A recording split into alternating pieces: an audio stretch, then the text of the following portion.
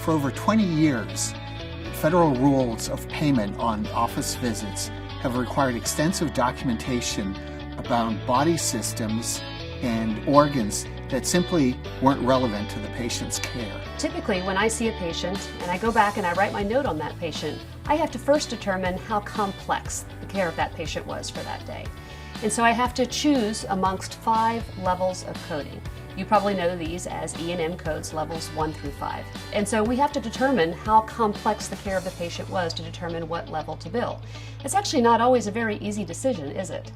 So if I decide that the patient is pretty complex, level 4 or 5, then I then have to remember how many review of systems I have to record in the chart, how many organ systems on the physical exam I have to record in the chart, how much of the patient's past medical history, family history, social history. Electronic records are largely filled with this type of boilerplate templated text. The proposed physician fee schedule, if finalized, could bring about a significant change that would help to reduce documentation burden for clinicians treating Medicare beneficiaries.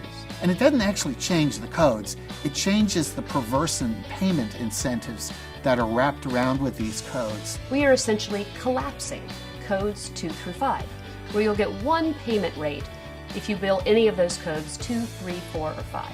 And how does that affect documentation?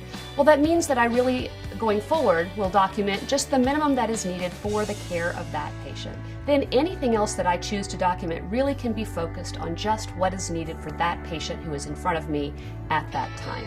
This means that clinicians will be able to spend more time with patients and document what truly matters in the medical record in a way that meets modern clinical practice.